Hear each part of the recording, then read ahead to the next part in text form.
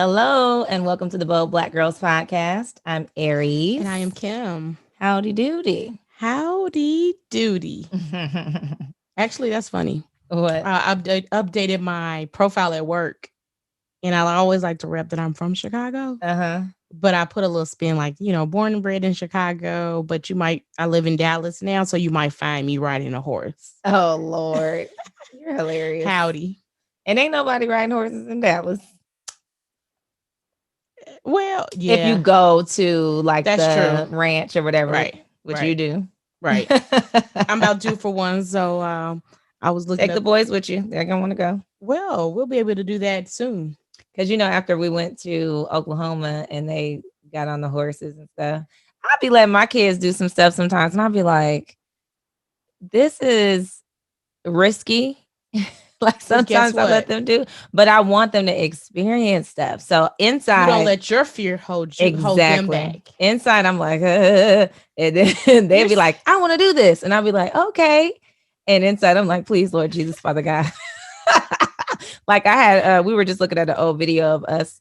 One of my homeboys who has a boat. We had went with him and his kids and stuff one time to go on the lake out here, and they had the tubing. Oh, I love tubing. And they wanted to go. First of all, the kids were like jumping in the lake. Marvin, he's the first one because LJ was like still kind of like, let me see. He got in there, but he was like, he got to ease in. LJ's the ease in. Marvin like, I want to go. I'm like, okay. And he just jumped in the water. Like he's that kid, right? And just repeatedly just going in. I'm like, look at my baby. Like he is so bold, like he just jumping out there. Love it. And he wanted to get on that thing. And so he had been putting people on that and like flipping them and stuff. You know how they be driving the boat. I'm like, you are not about to have my baby doing that. So one of the ladies that was there, she was like, I'll ride with him, we'll make sure it's safe. So he rode, and when I tell you he was hanging on that thing, I was like, this is crazy. But those are the type of things that I want them to. If you feel something like, I don't want to hold you back because I think that happens to us so much. We project our fears, our anxieties on our children. Mm-hmm. So you didn't come when we were at the cabins. Remember, we got a boat. Yeah, but you didn't come out. Oh, sir. So remember, we went tubing. Did y'all do the tubing on that trip? Okay. You remember Carolyn fell off. I think I showed the y'all video. might have told me, but I don't remember. Flipped over or we went under. And yeah, that was a very comical experience. And I've been wanting to go back again. Yeah, that's fun. I mean, like it was fun. And then and that's my thing. I was like, see, I don't want all that. I'm not doing the flipping over and all that. I don't have time for that. But then we went horseback riding in Oklahoma. Right. And the boys were ready to get, I'm like, because they had to control the horses themselves. So I'm like, are y'all sure? I want to take horseback riding lessons. That would be fun. Yeah, so I can learn how to control a horse. But yes. So, howdy. And actually, I did some research on Black cowgirls. There are a lot in Oakland. Yeah. And you know what's funny? My family, I was laughing at something. They were like, it was some show that LJ likes to watch. It's called That White People, and they got a blank, but it's King Kieran. And he basically, his show, the whole premise is he goes around doing activities that typically white people do more so than Black people, right? So he's gone and done, what was the one thing? So he did the horseback riding was one of them. Because Black people don't usually go horseback riding. And he's talking about, do you ever... you know any Black cowboys or something? She was like, yes, like a lot. I was like, my whole family, like my family in California, my family is via Louisiana, right? Even the people in California are from Opelousas, Louisiana. Okay, so like that's just another stop on the way. When I'm in Opelousas, we got horses, multiple horses. I remember one time, one of my first times going there, like older, and recognizing like what was going on. My cousin come up and like, hey, tell your uncle I'm about to borrow this horse right quick. Like that's the type borrow the horse. Yeah, like horses. So that's normal, and we went to the black rodeo, out here. They have Mesquite we and did. Fort Worth. Mm-hmm. So they got plenty of Black cowboys and stuff. Get you a cowboy to show you how to ride that horse. With a nice pickup truck too. Girl, you gonna find that. You can find that. You gotta probably go to Fort Worth or like Funky East Town. Texas or something. It's the distance for me. I know that's the problem. You want to be in the city, I so do. you got to pick and choose. You want to be country or you want to be in the city. Which one? Because you can't have both. This is true because I was looking for a Black-owned ranch where I could take lessons, but I was like, I know if I have to do that, I would have to go far Drive. out. Yeah. Yeah. I didn't see any, but I saw Oakland, and that's what I was like. They used to be coming down the street on the horses, just I just regular would not blocks. imagine that in California. Yeah. Interesting. Yes, girl. So here we are. Yes. So we were reminiscing a little bit about like this is a year. Post-pandemic. Yeah, this is around the time when we all were at home because spring break is coming up. So I was like, this is exactly what happened. We were at home, spring break, and they were like, well, we're extending the spring break. And I was like, by a week or two, right? Yep. I'm like, oh, and it was short term at the time when they announced it. Did you go anywhere last year for spring break with the boys? No, because the pandemic had just remember because it was St. Patty's the weekend before St. Patty's. People were out kicking it and they were saying they were reducing the amount of people that could be out. And I was like, I'm not going out because this is getting a little scary, you know. My friends was out there though. I was like, y'all going to get that Rona. So I was still, and I had the boys. So it was like, what are we doing? You know, I don't know what's happening. So I definitely didn't go anywhere because the shutdown was already taking place at the point when spring break came. I guess you're right. I don't know why I thought that it was after spring break. I was like, well, there's that. And then I had to start canceling my trips. I had so many trips planned that I had to cancel, but now you have credits. I got them credits and I'm about to use them. I was like, I'm out of here, y'all. I can't take it no more. After a year, and people have been traveling during the pandemic, and I think that, you know, if you take precautions, and if you decide that you want to get the vaccine, that will help. So I was planning to turn up in 2020, but God had a different vision for all of us. A whole different plan for real, which I'm not mad at. I needed this. Exactly. So let's talk about that, right? Pandemic year in review. You know, you usually do a year in review at the end of the year. I always use my birthday. It's my year in review as well. But my birthday's coming up next month. It is actually a month from today. So let's talk about what was the best thing that happened, because let's backtrack. A lot of people think that the pandemic was something it was bad because we have lost so many people, and people are still continuing to die. I saw one lady in Mesquite lost her husband and her 2 kids. And there's a lot of stories like that. Remember, it was like a mother and daughter, and because people were with their families, and then everybody gets it, and you don't know how they're gonna go. How you're gonna respond to it. So, you know, for us, it was a little different. Like, I didn't lose anyone directly or in my immediate family to COVID. Yeah, I had no one in my immediate family, but my, you know, the lady who I call kind of my adopted grandmother, who has been our spiritual guidance, like since my mom moved out here, they connected. Right. And she was like, can I be your mom? To my mom, you know, and I don't have any grandparents. All my grandparents passed away. So for her to just step in, and when I tell you, I said, that's a blessing. My grandma's spirit is up in this lady. Cause when I tell you, she acts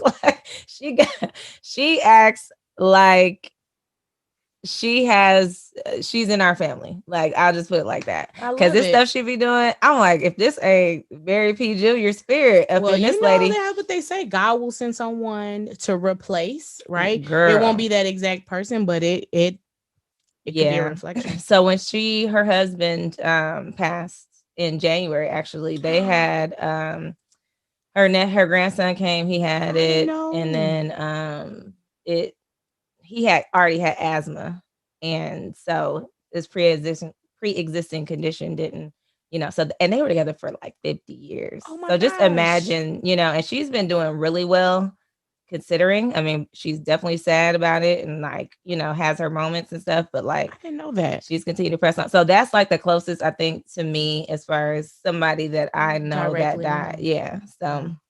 So yeah, I mean, there's a lot of bad, you know, that came with this, but also silver linings that we could take out of it. Because you know, there's always bad situations happening. You got to try to find something, you know, right, to hold on to that may be positive. I Right? agree. So thinking about this, what was the best thing that happened to you that you can think of this past year? The best thing that happened, really for me, it was the isolation was good for me. It helped me to truly focus more on my relationship with God and you see myself, like see what really kind of like in a rear view mirror of like that year before, right? Being like, what was I doing? You know, what I have going on? Because now that you're at home, you kind of can just in your thoughts. Yes, you're just sitting like, how was that relationship? You know, that situation shit, you know, that I was in and stuff like that. And you're like, okay, this is probably good to like detox away from stuff that I was doing, you know, and yeah. So for me, I feel like that's one of the best things that really I could take out of it. Cause like now, yeah, I'm tired of being at home, but I also don't want to go back to doing everything that I was doing before. Cause I'm like, kind of over it. You realized that the things that I was doing, like what was the value in it? Yeah. And do I want to go back to that? Yeah. And I know I don't. And what value will I get out of it if I go back to that? Yeah. And I think because we are able to use this excuse pretty much for everything now. It's like people understand when you don't want to go when you somewhere. say no. Exactly. So No they'll be is like, excuse I get now. it. I get it. You know, you're like, I'm not really ready I'm yet. not ready. I'm not comfortable. And they were like, okay, that's fine. You know, there's no hard feelings. Like even with me and my homegirls, we all travel a lot together and stuff like that. And like they've been doing some stuff and they understand, you know, that I'm like, you know, and I'm not mad. You know, I'm like, hey, do y'all. But I'm not mad. So yeah, I mean, I think that as well as me and the boys, you know, right? Yeah. Like we've gotten so much closer. I'm able to actually watch them grow. You had a whole year to watch them grow. Yes. You know, we go so fast paced. Sometimes we don't see how much they're growing because they're going to school for 8 hours. You're at work. And when you come home, homework, bath, eat, go to bed. Yeah. So you don't see it. Yeah, I'm literally watching them grow just mentally and physically, obviously, but mentally, the things that we're talking about, like we've gotten way more in depth with each other. You know, there's really no barriers to our communication at this point. Like we talk about anything and everything. There's only, you know, the stuff like how much money you make. I still don't be telling that because I'm like, I don't want you going running your mouth telling my business. Exactly. Stuff like that. But they have an idea of kind of how we're doing. But I saw a funny meme where somebody said, I come from an era where kids didn't know when your parents was getting their tax money back. Now I was like, for real, they be like, you get that stimulus when that stimulus, exactly. You know, kids Did you get a stimulus for me? Did you get the stimmy? Oh, I heard was that on TikTok? Or somebody said, where my stimulus or something like that. I haven't been on there lately. I was like, I wish somebody would if I got me a stimulus. I didn't even know asking me about taxes. Getting some stimulus. They're so informed now. Girl, they be knowing. So anyway, what about you? I would say the best thing that happened to me, similar to you, is kind of growing in terms of my relationship with Kiara evolving, right? Because she turned 21. She's a grown woman now. She's a grown woman. And so seeing that, you know, physically, that dynamic. Yeah, that dynamic of our relationship has shifted. Yeah. So that's definitely one. I actually had to go to therapy for that because I feel like a lot of times is in Black households, we don't realize when those kids are grown, that's their lives. Like the things that we want them to do and to be controlling, we can't project that on them. We have to let them go and live, even if they're going to bump their head and it hurts. And readjusting how you set your boundaries. Because there's boundaries of like, hey, the door is closed up in here at a certain time because it's my house. But at the same time, I can't tell you what to do with your that time. Life. Yeah. Exactly. Yeah. Right. I ain't ready. Yeah, I think every parent should probably go through that as their children adjust to becoming young adults. I definitely went through it with my parents. It was ugly. Yeah. I just left.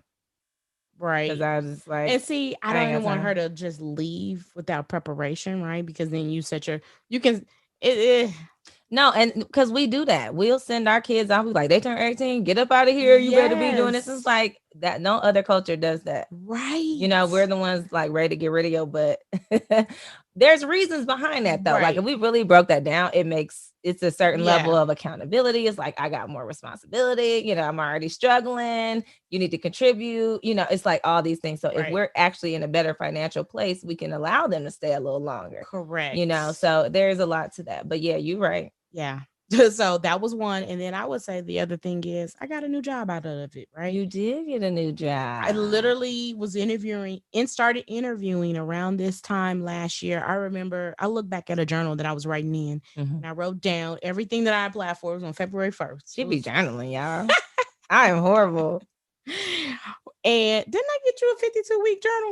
You did. Okay, I hope you using I one probably day. did like 3 weeks. I be struggling. Well, I just do it on Sundays, like right after we have our virtual church, and then I write down how my week was. You might want to do that. Just I hear what you're saying, sis. I got issues right there. So I definitely would say professionally that new job, because I'm learning something new. I'm being stretched, I'm being challenged, and it was just time. You know, it's like we talked about that. You got to know when it's time to go. Yeah, you did good with that too. Serve your season, serve it well. Work as if you're working for the good Lord, and then go. Come on, somebody. Hey.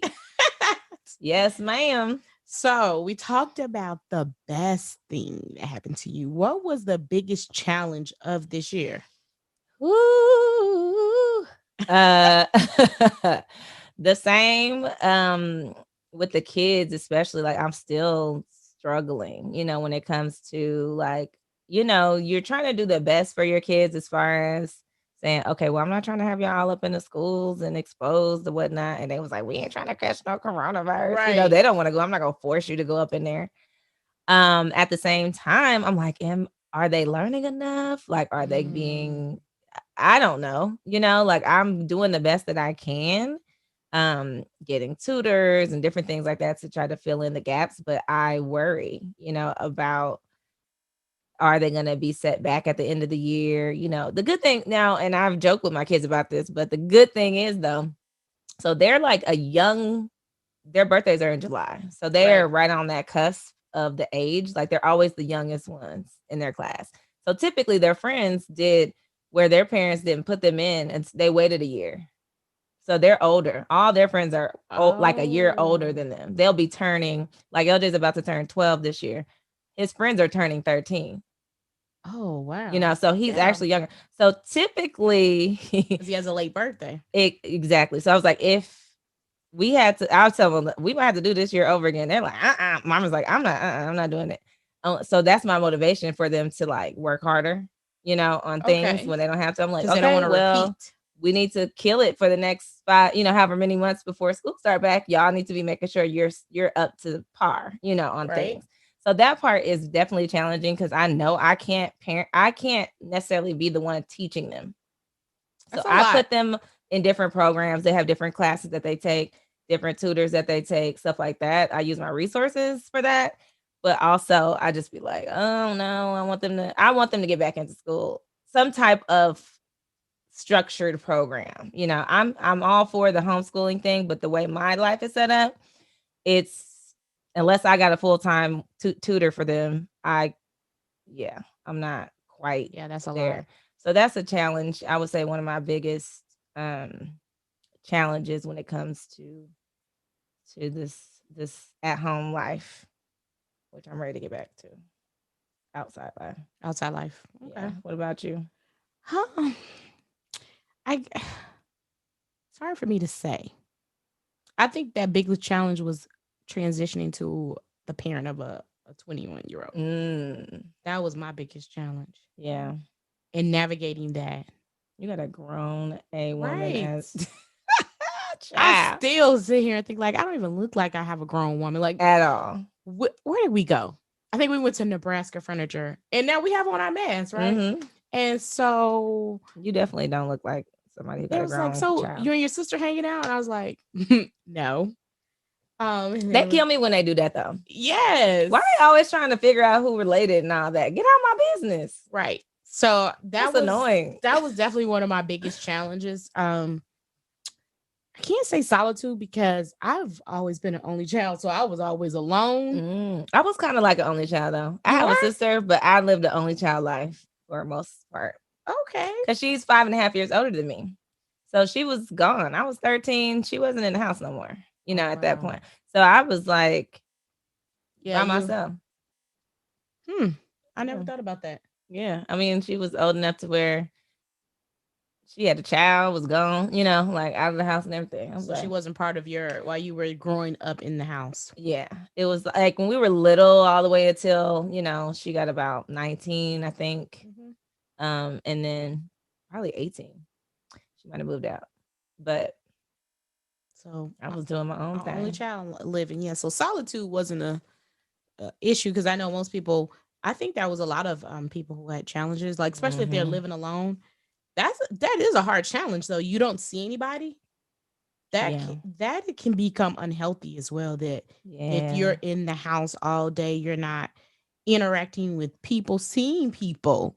Psychologically, they said, have you ever seen that movie The Shining with Jack Nicholson? It's an old horror film. No. And it's got The Shining. And basically, I don't even remember the whole plot, but I know that he was like in this big old mansion. I don't know if he was about to move in there, or I don't know why he was up in there, but he was by himself. And they were talking about how after you've been alone, like you start hallucinating and stuff like that. He was having all this. It was crazy. Look it up one day. Oh my gosh. Jack Nicholson could play a crazy person. But no, it was because of like the isolation, and just like solitary confinement, in jail and stuff like that. That's like a torture mechanism, isolating people from human contact. Babies in the NICU, they have people come in just to pick the babies up, hold them, touch them, because they don't grow as well when they don't have interaction. Human touch. Yep. So, I enjoyed this isolation, but also I have a little bit of interaction. So it's enough to where, it's enough. True. For me. True. It makes me scared of like how it's going to be getting back to normal. The new normal. Like, what is the new normal? Like, what does new normal look like? I don't know, child. I mean, and we're here with the open mask. Baby steps for me. Baby steps. But I've never really was like the big go out person. Like I'll go out special occasions, but not on a regular basis. Were going out. You were just, the stuff you were doing was different. True. You was out. You was at the gym. You was at the cake bar. Don't be telling me my business. Not the bar, but the cake bar. I haven't been down there, but I've been thinking about it. Oh my gosh. At the popsicle place. Yep, you're right. Captivity to activity, low key, finding little horseback riding. Right. Whatever I could get my little body into.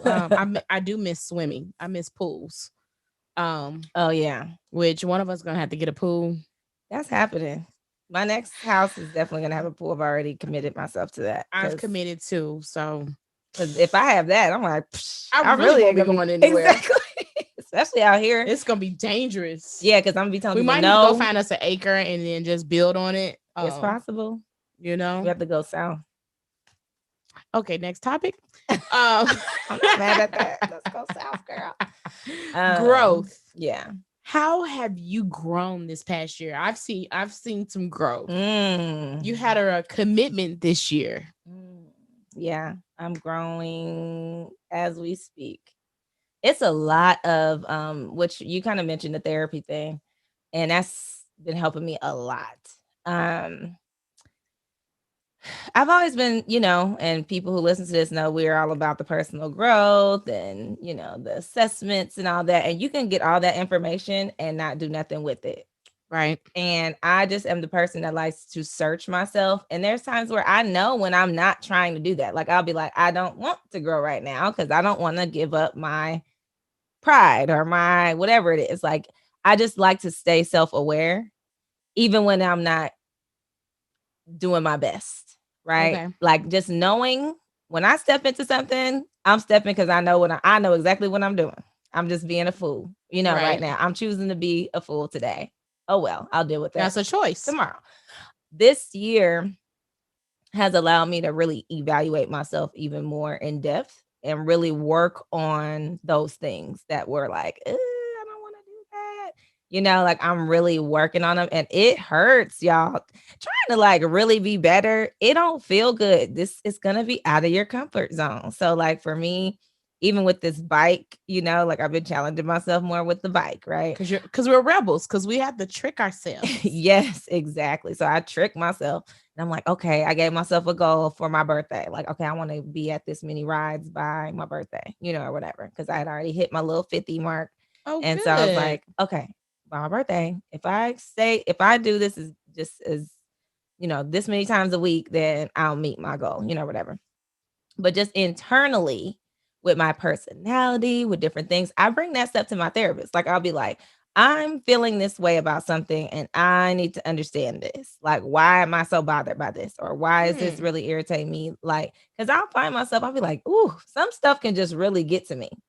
And I don't want to be controlled by stuff because there's going to be situations that happen that are not going to be to your liking. Right. So how do you handle that? Like, I want to be better at handling situations. So these are just things that I've been personally working on, which I can see the growth because there'll be situations where now I just be like, I'm not about to, because I do the thing like Pastor always says, fast forward the movie.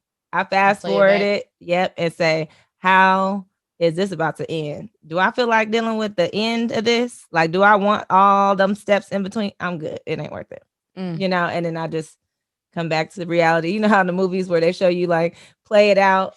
Remember on Tuka Play That Game when Vivica Fox punched Gabrielle Union in the face? I need to go back and watch and then it. She rewound it like, nah, this ain't. We ain't gonna handle it like this. We gonna be vivid about it. And just talked it through and walked off. And I'm like, so those are the type of things that I've been trying to do in different scenarios that I feel myself getting, kind of triggered by, and I'd be like, like just paying attention, to these things because I think we could just let stuff happen and you'd be like, that's just how I am and all that. I'm not that person. I'm trying to be better. I don't want to be that person. So for me, I'll say that's one of the areas that I've definitely and I'm working on growing. It's not something that just happens. You have to be intentional about that. And it takes, challenging myself in situations where I'm like, I don't really want this is not cool, but I'm gonna go for it. I've had times where I got some feedback.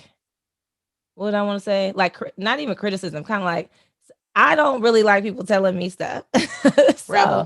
So I get like feedback. Like I went through this voiceover coaching in an area that I'm not educated in. So I had to submit myself to the process. I had to just go for it. I had to listen to her say, that sucks, or whatever. And be okay with it. And be all right. And be like, okay, cool. At work when I had like a challenge or something and somebody say, okay, well, you need to be doing this. And I'll be like, oh, yep, you're right. I need to do that. And be honest. Because, we'll be like, they over here hating, you'll make up a whole excuse and be like, no, you're right. I need to do better here. I need to fix this, or whatever. And just rolling with it, allowing the growth to happen. That's where I'm at with it. And that's where you get growth from is really feedback. So, yeah. What about you? What you growing on? Being patient, I would say, because working in a new industry and for a new company, it's kind of like what you said. Like I always knew everything. And now not knowing. Yeah. That's not a good feeling for me. It's not a good feeling. I like to know. Right? I like to be in the know. Because that's your confidence. When you know, you be like, I know how to kill it. Yes. When you don't know, you be like, I need to ask somebody some questions. Right. And I'm like, am I doing a good job? Am I adding value? So then that turns into like questioning yourself and can kind of go into imposter syndrome, but just really being gracious with myself, being patient. But also like one of the challenges that I've had during this pandemic was being focused. Like we're at home and you have thoughts, you're trying to do this, you're trying to do that, you're trying to kill it, and you become exhausted. So like I really had to pray to God, like, can you give me focus? Right. I Yes. need focus and being intentional about it, writing it down and being disciplined. Yeah. And I kid you not, like, I think during the pandemic, I started one of those 100-day journals. And then I just kept it going. I bought a new one. Good And every job. day I would read it. And there was a time, like maybe a month or two, like around the holiday, where I kind of slacked off, but then I picked back up. And I think my growth has really, like, we talk about trusting him, but truly trusting him. Like, okay, Yeah. you know what? When we had that Texas Snowstorm. okay, and the water was there, and Kiara's I said, Lord, have your way. If you want to burn this house down, I got the deductible to rebuild. Have your way, like, because we get so worried about, like, Yeah. oh my gosh, my house. yes, and I Yeah. just like truly trusting him that everything's gonna work itself out. It's gonna be all So right. exactly, so like I had to trust him that was this the move for me to make, right? And it was a good move, and just trusting in the pandemic that he would keep my family safe. Yes, thank you, And God. exact my That's family an and my every night friends. prayer. Family and friends. Yes. Family and friends. Yes. And anybody that's associated with us. I amen. add My all that. boss, Mm-hmm. my colleagues. Yeah. So I would say that was definitely my growth, is like truly trusting, being patient, and giving myself grace. I love that. I love that. You know, because there's a lot going on in the world, and having these moments to really kind of reflect, it's like we need them because there's so much. And I feel like as Black women, we are always fighting for something.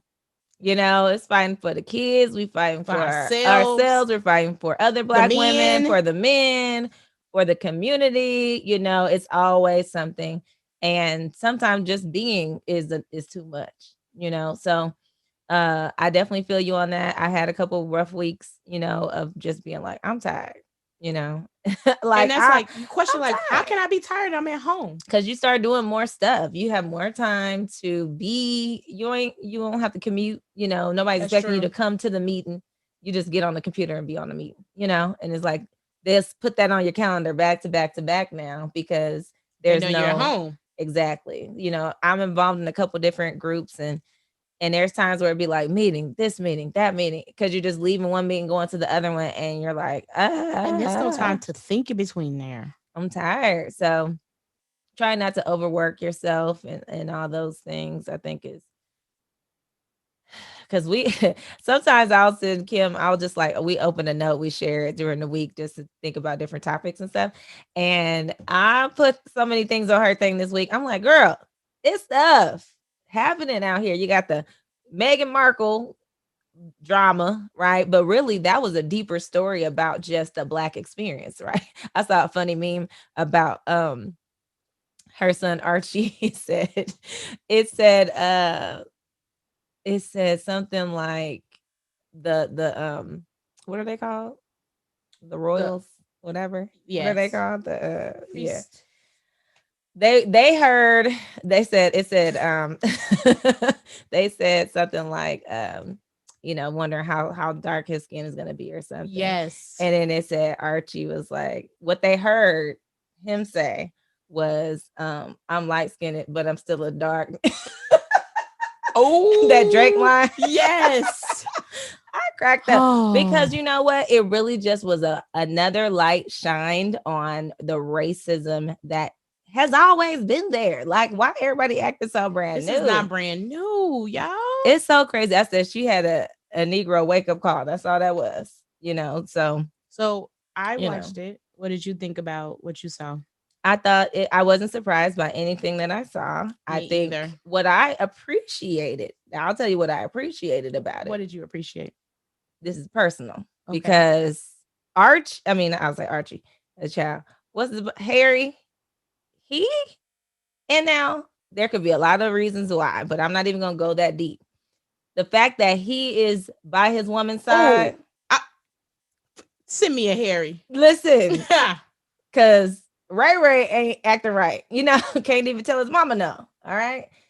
He didn't left the whole family, the royal family, with all them benefits. You know, obviously they're gonna be all right. They already got stuff lined up. They ready to, you know, they are good. But that fact that you are standing by your woman's side. They got another baby on the way, and they're They doing seem to it. be so happy. I'm like, I don't know Despite about your all of it. happiness and all that, Yeah. because I've learned that don't mean a doggone thing. True. But the fact that you all are united on this, to me, was like, okay, I could really It's the respect unity that. for me. Yeah, I could respect that because, honey, It was honey. very enlightening. They I, told her, she said they told her to be 50% less than herself. Could you imagine somebody I telling you to be 50% like, less, how do I Kim? do that? How do you be 50% less, Kim? I'm gonna have to lose some weight. Can't go to the cake bar. But just period. I know, like, I wouldn't I don't make even it. know how to comprehend that. I wouldn't make it in any environment, but that's what happens to Black women all the time in the workplace. This is true. Think about it. If I bring, we've had this talk, but it's kind of like the type of energy that we bring into a space, to be asked to minimize that because you're too much, you're too this, you're too that, and lower that, it is torture. God doesn't want me to dim my light. Exactly. But that's what is asked all the time. Don't be so much. You're too. Those are like, Conform. Assimilate. We've had those talks. But so I'm like, she's experiencing what, it comes with the territory type of thing. And I'm sure that's a whole nother level of like bureaucracy, or whatever, than some corporate, organization. They called the place the firm, the way they kept referring to it. I'm like, oh, this is like some serious, like, it's serious. And the whole, like you said, with he wouldn't be given a title, and because of that title, he wouldn't have protection. I'm like, wow. And Tyler Perry, I didn't know that. Yeah, he put them up. Yes, did you know that? Yeah. He let them stay at his place. He probably about to have her up in some movies. You know how Tyler is. He like, meanwhile, just make a strategic move. Medea goes so I have protected you now. I Britain. just have something that I need you to do for me. I said he is not he ain't nobody to play with. Do not be. She's an actress. Don't get surprised when you see her up in the next Diary of a Mad Black Woman or Harry. And Archie too. Archie gonna be right there, shoot, crawling around. I know I think they have a podcast and some other stuff that's coming out. So I'm like, this is about to be real interesting. It's pop culture stuff, but it's still interesting to me. But it's real. I mean, and then it gave me a different view to people who are mixed, right? They fight their own, there are things that they're fighting as well. Right? Her dad was like on that Piers. Okay, so did you know the backstory of the Piers Morgan drama with her? No. So apparently, and this is what came out like afterwards, he had been really hating on her hard during all this, saying, yeah, right, she probably didn't go to them and tell them she had mental issues because they told her she can't, it looked bad on the firm if she gets therapy or gets help for her mental issues. He's like, yeah, she probably didn't do that. I don't see that happening. She lied. Like, he just was so against her. And then finally, one of his co-hosts on the episode where he like walked off, he was on like Good Morning Britain or something. And he was like, you have been just hating on her since day one. Like, she basically cut him off. They had went out once a long time ago. And apparently she wasn't feeling him like that. But he sent her in a cab. And where the cab took her was to another party that Harry was at. That's how they met. What? And he ain't heard from her since. So he's a little hating, I think, on her situation because he wasn't the better person, he didn't win. First of all, sir, stop. You're not about to view her.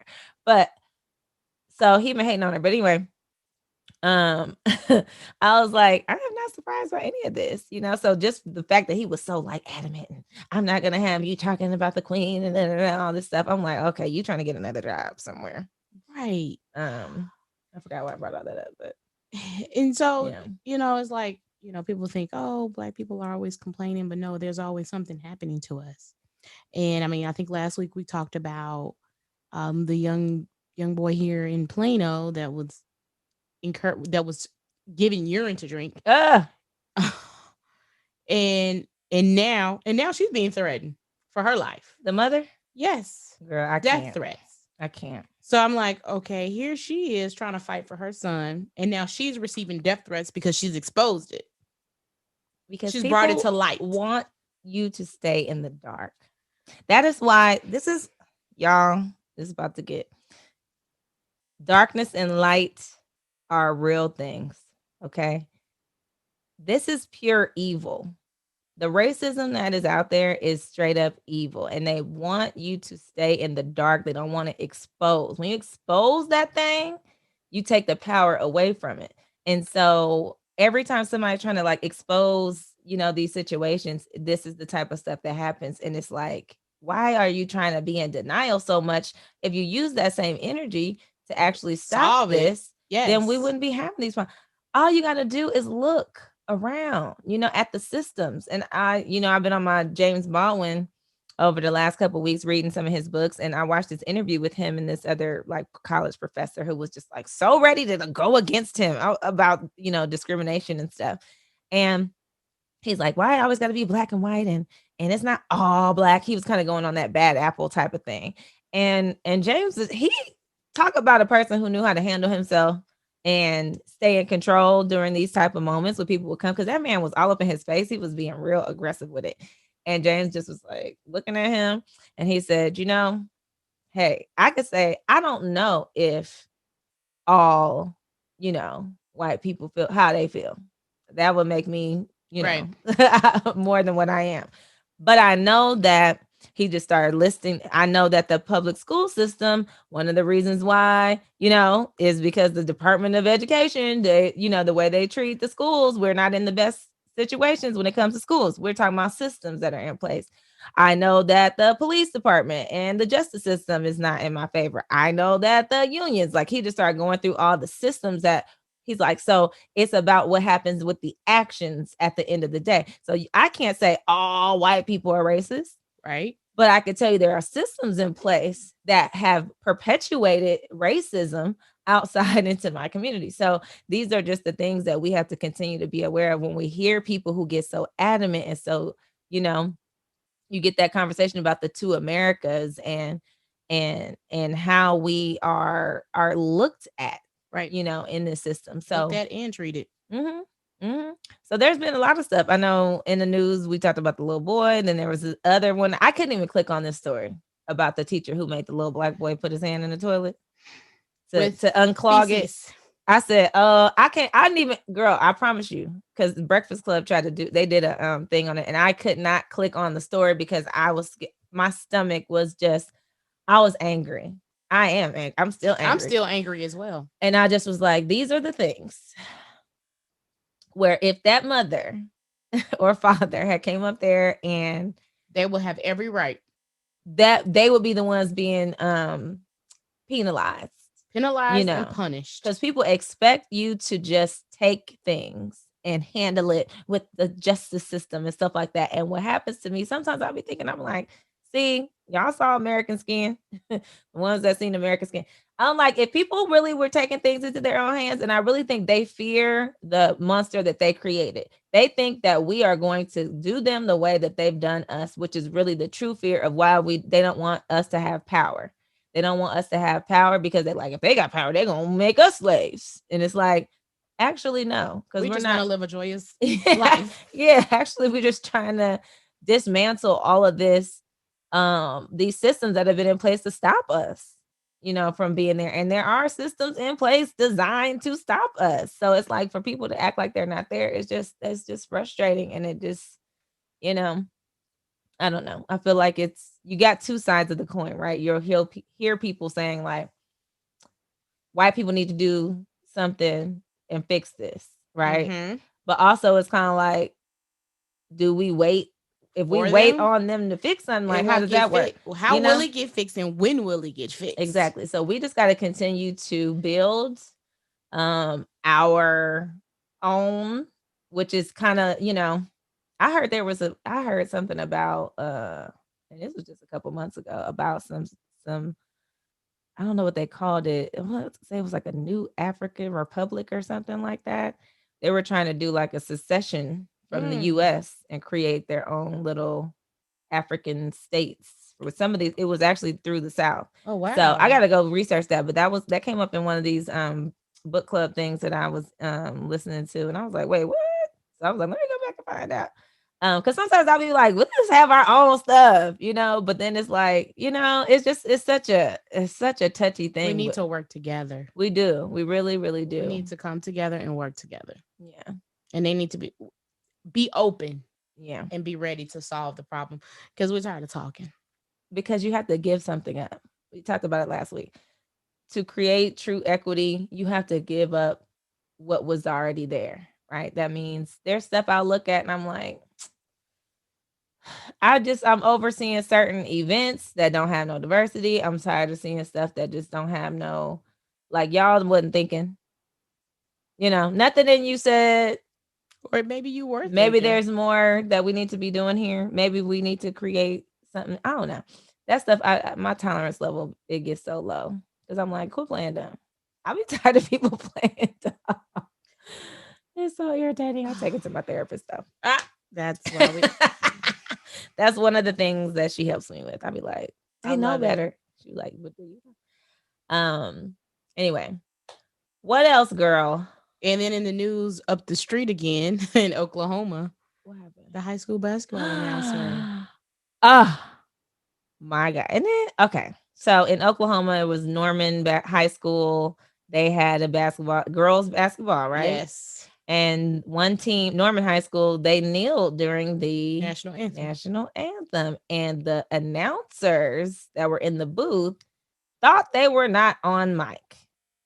First of all, everybody, you need to know when you muting and not muted. And after this pandemic, that should be a skill that you have acquired. Hot mic alert. He's like, are they kneeling?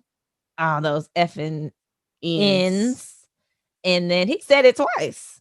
He's like, I hope they lose. I hope they get beat. Such and such and such. They gonna do that. They're gonna kneel like that. And I just was like, wow. And then what did he say? His diabetes was acting up. His diabetes.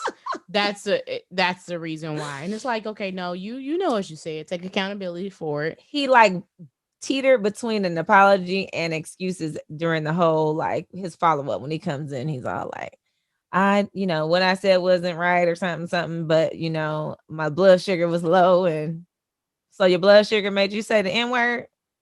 Stop it. Unacceptable. Stop it. That's just ridiculous. And I'm thinking about the people who was with him in the booth that just was like, la la la. They probably were all on the same page. Exactly. That's what I always think about, because I'm like, if somebody felt comfortable enough to say that to you, that's because y'all talk like that together.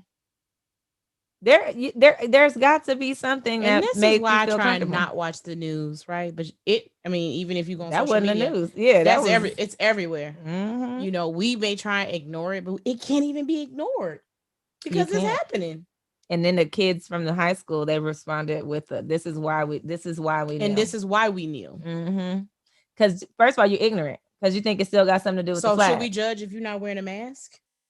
No, because they think that we're stupid for putting a mask on. It's politicized. All this has become politicized. Yes. And it's like the kneeling has absolutely nothing to do with the American flag. We just got to get to I don't know why we got to keep talking about it. Right. We don't. I think it's just another excuse to want to hate. And that's all that is. Hate, like real hate. Not like hateration. Holleration. Like hateration. Hate. You are evil. Yes. Evil. We got to start calling that what it is. And this is also marks the year of Breonna Taylor. We don't want to forget that. Yes. As a part of Women's History Month. And that was more recent history, but she was sleeping in her bed, minding her business, and still has not received justice for everything that's happened to her. I heard that her boyfriend Kenneth, is it Kenneth? His charges were dropped. His charges were dropped permanently, which okay, thank you. I mean, right. They shouldn't have never been there in the first place, but whatever. And I also read something that said that the cops or the police station said they did no wrong. They followed up. They did what they were supposed to do. There was nothing they did wrong. So that's that. Yeah, but in better news, you shared something with me earlier, and it's been circulating around. I think I saw it at work. Then you sent it. It was on Essence about the Goldman Sachs. Goldman Sachs. What was it? A $10 billion in over a 10-year. They're investing $10 billion in a 10-year period in over 100. How many Black women did it say? 100 women. 100 million. 100 million. 10 billion investment in support of Black women over the next 10 years. Yeah, by 2030. I think that is awesome. I was like, first of all, Goldman, how y'all got this money like that? Y'all over here just throwing 10 billion out here. What y'all doing? I need to research more about Goldman Sachs. I saw some jobs over there. I think that I'm like, wait a minute, y'all loving Black women like that? Yeah, they called the 1 million Black women fund or something like that. I was like, how do we get involved? How do we get involved? Exactly. Also, George Floyd's family settled with the city of Minneapolis. Was it Minneapolis? $27 million settlement in that particular suit against the police officers in the city. So that was one success for them. And then the trial, they're going through jury selection for this other can you imagine being Derek a juror? This is going to be so interesting. They said it's going to be really hard to pick jurors because this was such a public case. Like you can't, just knowing that it was very public. Everybody was affected by this case. Internationally, too. What if you were like one of the jurors? Like you were like, oh, I gotta go to jury duty, girl, and you're not even thinking about that. So you like, oh, okay, girl, and they'd be like, you're selected, and they're saying, okay, so you can't even talk about it. But what I'm saying is for yourself, right? Like, and they'd be like, okay, you're selected, so this is what we're doing. Is Derek showed me be like, oh, guilty. I'll be like, I don't need to deliberate. Well, no, because you want them to choose you. I mean, no, not. I'm talking about after you've been chosen. Oh, okay. I'll be like, yes, I believe in. I'll be like, yep, I believe in this. That's what I say. You got to serve that jury duty. Yeah. Don't be running from jury duty, y'all. I used to too. Not but anymore. Now I see you need to have a jury of your peers. And if it's somebody that needs to get a fair shot and we don't select to be a part of that group, they're going to be, judged by people who are not their peers. And we need to be a part of that process. Have you ever been selected for a case? No, I got halfway to the point where they had me waiting the next time, to wait around. I was like, am I really about to be selected? And then they was like, oh, okay, we're good. Y'all can go. I was like, whoo, hallelujah. Because I just didn't want to be out of work. I didn't want to be away from home. But now I realize that I'm like, how valuable. And I haven't, obviously, now that I'm okay with it, I don't get selected no more. Right. But yeah, so definitely sign up for your duty. What else? I want to say that's it. So hopefully you all have kind of taken the time to reflect a little bit, knowing that we've kind of hit that year mark now. Definitely feel like we've learned a lot more about this COVID-19 thing, but we still have a lot more to learn as we go. Be educated on whether or not you feel comfortable taking the vaccine. I'm definitely going to take it. That's just my personal feeling. And that's because I'm ready to get the hell out of here. Right. I ain't gonna lie. So, mean, if you've ever eaten like oodles and noodles out the package or potted meat, I don't Vienna sausages. Yeah, I've never eaten that. I have. So if you're eating Vienna sausages and you say you're not getting the vaccine, you might want to rethink life. Look, we from the hood. Vienna sausages, you buy them by the can. You need them. Warm them up in the microwave. Rinse them off. Yeah, no, good. Would you eat it today? If I had to, yeah. Listen. But not, I ain't too good. Yeah. If you had to, but if you didn't have to, no, I'm not just gonna go. I don't be like, ooh, let me go get some. And I'm not judging. I'm not judging anybody that eats Vienna sausages. I would rinse them puppies off and throw them in a bowl and throw them in the microwave for about 10 seconds. That'd be good. You gotta do what you gotta do. So if you're eating potted meat, go get the vaccine. Hey, be educated. I know they're still working on the vaccine for kids and all that stuff, but just do your due diligence and don't feel pressure either way. I feel, people got to do what's best for them. But, they're apparently saying that if the more of us that do it, the better, so that we can all kind of get a little bit of semblance of normalcy. Didn't they say maybe like July 4th, we'll be able to congregate maybe? I think I read or saw something. I'm congregating. I don't even care. What's July 4th? Don't nobody get no. I'm just saying that was the date. That was June 19th. We gonna congregate. Everybody, we coming back out June 19th. Be ready to be out here in these streets. Remember me finding a horse. Yeah. Ooh. And somebody asked me to speak at a Juneteenth event. They're having it in Fort Worth. So I'm gonna follow Good. back up with you about that. In person? I don't know if it's in person or not, Okay. but I gotta talk to the guy about it. Oh, that's good. Anywho, all right, y'all. Well, we love you and we Yes. appreciate you. We hope you are being safe and healthy and Well, we reading didn't some tell them the books. call to action. Oh, you had call to action? I would just say that, reflect back on how you have grown over the past year and what was the greatest thing or the biggest challenge and how you've grown. And you can always use some gratefulness, right? Write your gratitude. Take that time just to sit and think about things. Because sometimes we'll let life pass us by and we just kind of like a puppet riding the waves. And sometimes you do need to sit and just kind of evaluate and do that little analysis of like, hey, okay, this is where I started. This is where I'm at. I don't really like that, or I like that. I've grown. Make a note of that and really embrace that. If it's Right. something that you see that you need to change, then start working on that. For me, I'm starting to read more books. Like I've been reading, but I'm like, I want to get a little bit more in depth on some things. So I'm trying to challenge myself in that area. So just find some ways that you can do that to improve. It's all about our, improvement and growth. That's what we're all about over Agreed. here at the Bold Black Girls podcast. So anyway, go to boldblackgirls.com. Hey, y'all been buying the t-shirts though. Thank you for your support. Thank you. We're gonna have some new ones coming out. So hurry up and buy them. And then rate and review. We still need that. Like we really, really do. It helps us a lot. Because we know y'all out there listening. We see the numbers. But we need y'all to rate and like make sure that other people know that you're there too. And if you're listening and you want to hear us talk about a specific topic, let us know. Hit us up. Our website is up to date. And also, if you want to watch us instead of listen to us, we are on YouTube. We put these videos up every week. So go there, subscribe, and follow us. And we appreciate everybody. And we hope you have a bold week. See you next time.